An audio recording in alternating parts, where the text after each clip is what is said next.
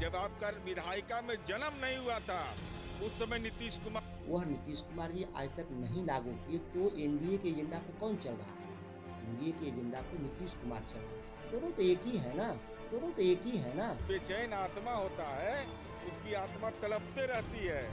आप कांग्रेस का समर्थन इकट्ठा कर लीजिए, बाकी लोग तो सहमत हो ही जाएंगे। विधायिका में जन्म नहीं हुआ था उसके पहले से नीतीश कुमार जी यात्रा कर रहे हैं। अरे अपना सुध लीजिए, दूसरे के सुध लेने की आपको जरूरत नहीं है। मैं शुरू से कह रहा हूं कि मेरी जो सवाल है इस राज्य के सत्ता पे बैठे हुए शीर्ष व्यक्ति से सवाल है कि बिहार में मंडी कानून लागू होगा कि नहीं। नमस्कार, मैं हूं राजन कुमार, आप देख रहे हैं न्यूज पेयर। बिहार की राजनीति ऐसे मझधार में फंस गई है, आगे कुआं और पीछे खाई। जी हां, बिल्कुल हम इसलिए कर रहे हैं क्योंकि महागठबंधन की सरकार है, सीएम नीतीश कुमार इसको लीड कर रहे हैं, लेकिन आरजेडी के ही नेता और बड़े बैनर तले यानी यूं कहे जगदानंद सिंह के बेटा सुधाकर सिंह अपने ही मुखिया यानी नीतीश कुमार पर सवालिया निशान उठा रहे हैं। एक ऐसा मुद्दा जो तुल पकड़ा और सुधाकर सिंह के दिल में चुभ गया, वो था कृषि कानून को लेकर, लेकिन सीएम नीतीश कुमार नजरअंदाज कर दिए,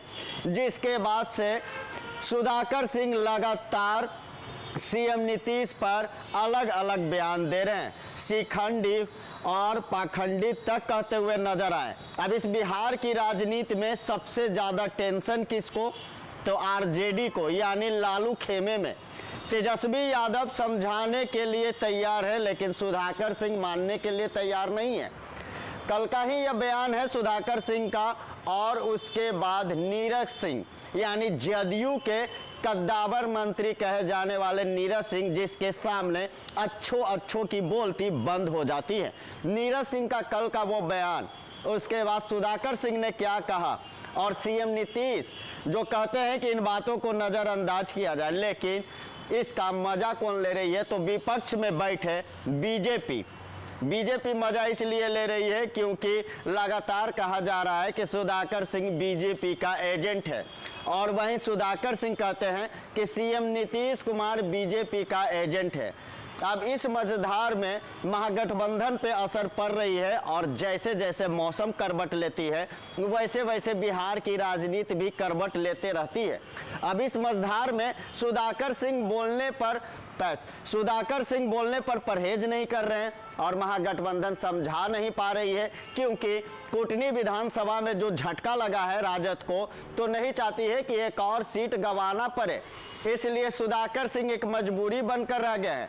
लेकिन जदयू से ताबड़तोड़ दबाव बनाया जा रहा है कि सुधाकर सिंह की बोलती को बंद किया जाए, यानी बोलती को दबाया जाए। अब इस चारों दिशाओं में अगर घूमा जाए तो बिहार की राजनीति कहे जाने वाले किंग मेकर लालू प्रसाद यादव अभी सिंगापुर में स्वास्थ्य लाभ ले रहे हैं किडनी बदलने के कारण, लेकिन किंग मेकर पर्दे के पीछे हमेशा अपना रोल निभाते हैं लालू प्रसाद यादव। क्या समझा पाएंगे?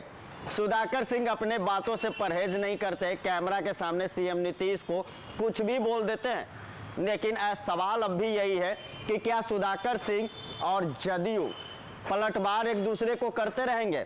इस पलटवार में यही साबित होता है कि सुधाकर सिंह चुप रहने को तैयार नहीं है। तो क्या राजनीतिक समीकरण यह कहता है कि बीजेपी पुश कर रही है, सुधाकर सिंह को बोलने पर बीजेपी मजबूर कर रही है?